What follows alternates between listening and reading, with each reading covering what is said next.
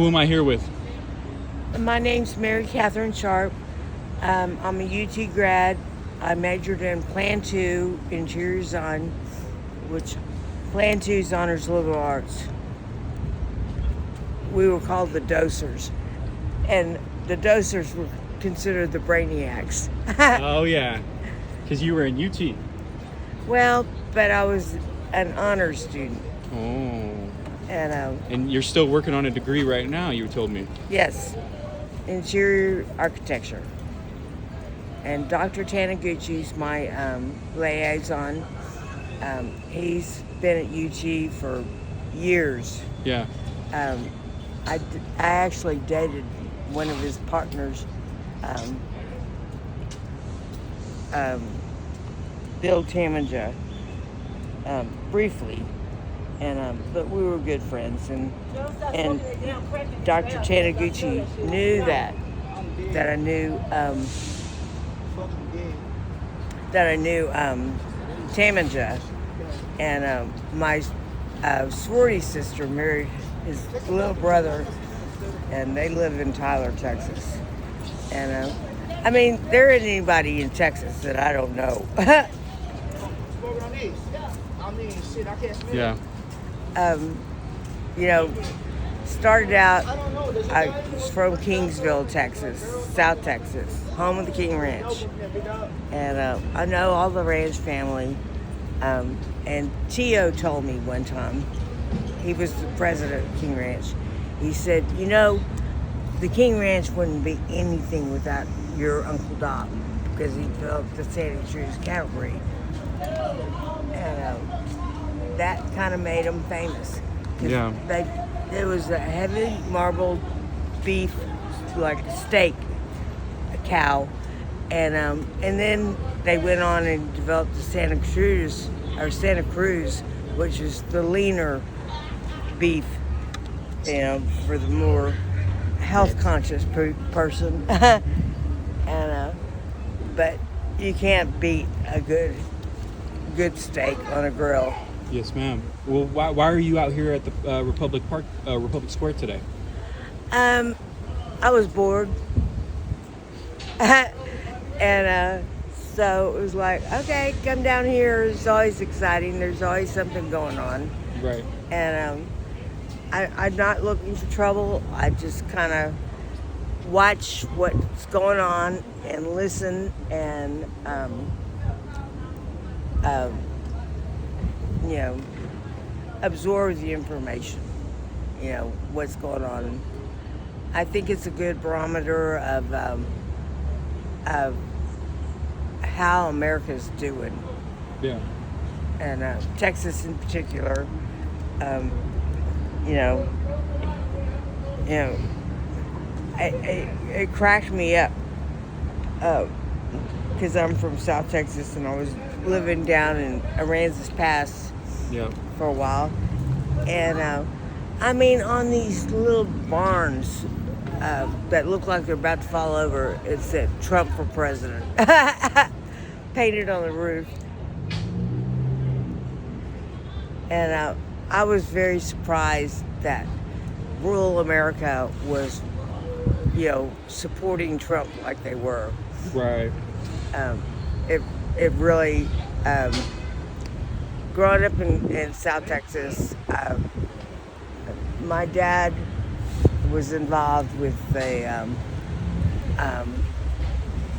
PAR incident in Freer, San Diego, Texas. And my mom just bitched at him about it. You're not going to defend that outlaw? He said, well, you know, when Oscar Wilde hires you, it's hard to say no. And Mom said, well, you need to learn how to say no. Right. And he was like, this is too big of a deal, friend. I can't say no to this. And if you don't know the history behind it, there was ballot box stuffing going on in Duval County.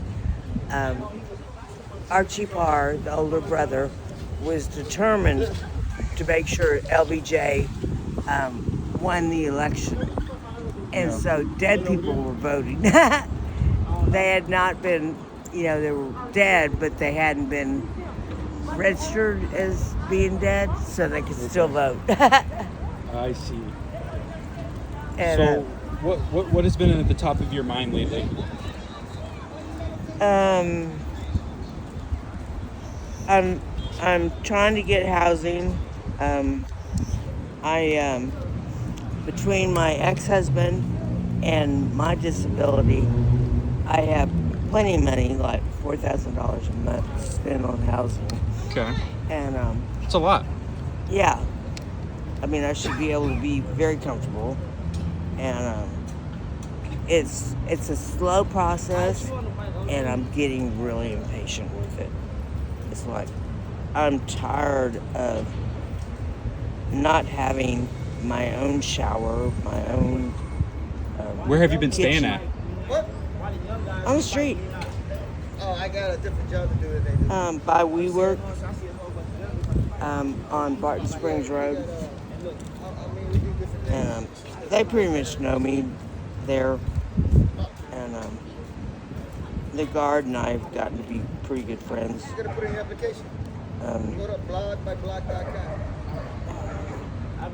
But they finally said, we can't have somebody living under our building. Also downtown Alliance. And but it was an ideal place because when the weather was inclement, They hire us to clean up. I could get down low and stay out of the We weather. work, And we work all over the United States, and this is one of our accounts. but I appreciated their because I actually interviewed with them, and they said, "Man, get your stuff going, Kathy, and we'll hire you. We'll give you office space, and I've had a job for a long you can." I've been working. This job, Kathy, do you have a relationship with Lord Jesus Christ? Yes, you gotta put in an application. I was a rainbow girl. That's the teenagers with the Masonic Lodge. Yeah. And I lived at SRD, Scotch Rite Dormitory. You were in a Mason. Yeah. Silvers, who's keeping that job alive? And my Uncle Doc was the 32nd degree Mason. Oh my gosh, though. I understand, though. Yeah, bro. So when I went to UT, I lived at Scottish Rite Dormitory, which actually I didn't like. But You said block by block, right? it was kind of good in a way. I was always late. It was a sit-down dinner. And I can't tell you how many dinners I missed because I was on campus talking to a professor or, bullshitting. Yeah. And Kathy, is there anything you want to share with the world? Because the goal of this channel and why people, tune in on this is because they want to connect to you. They want to get information from you. You've lived a long time on this earth. I'm 66 years old. 66 years old. Is there anything, that you would tell somebody a little bit younger than you that might help them through the struggles that people have been going through these days? Pursue your dreams. Don't get deterred by, being knocked down a little bit. Mm-hmm. Just stay focused on what your goal is and pursue it to the nth degree. Kathy, and you would define yourself as an artist. Yeah, I did take a lot of fine arts at UT. Yeah.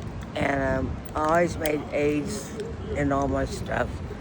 I was a really good student, honor student, and even Sally Rodriguez, who was my life drawing teacher Yeah. at UT, she goes, "I hate giving A's to non-fine arts majors."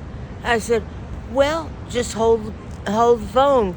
I'll go downstairs and I can change my major at any time I want to. Right. Because it was liberal arts, and I could declare whatever major I wanted to be.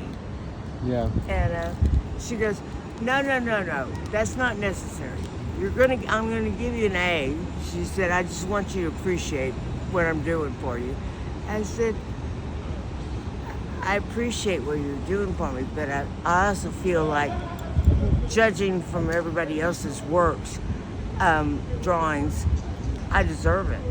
And Kathy, what I interpreted from a lot of these conversations I've had out here already is that a lot of people at this park are struggling with connections to, drugs and addictions.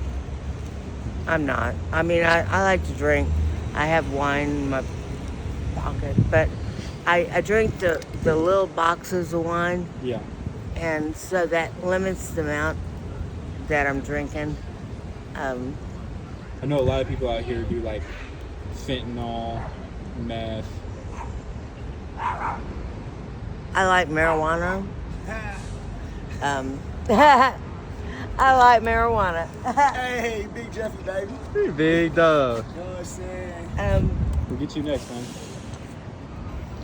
Other than that, no Kathy, drugs. is there anything else you want to share with the online people? I think that pretty much covers it all. How can we find you if we want to donate to you? But But it sounds like you don't even really need a donation. Pulling in all that cash. Hopefully not. I mean, hopefully it's all going to get shaken loose. And Awesome. my mother passed away Oh. on March the 6th. How old was she? 93. She lived a good life. She did. You're And- due for the same. And I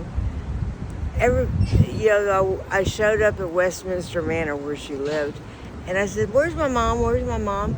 And the head nurse came out and she goes, "Your mother's passed." And I said, "When did she leave?" And she looked at me. She thought that was the funniest thing for me to ask.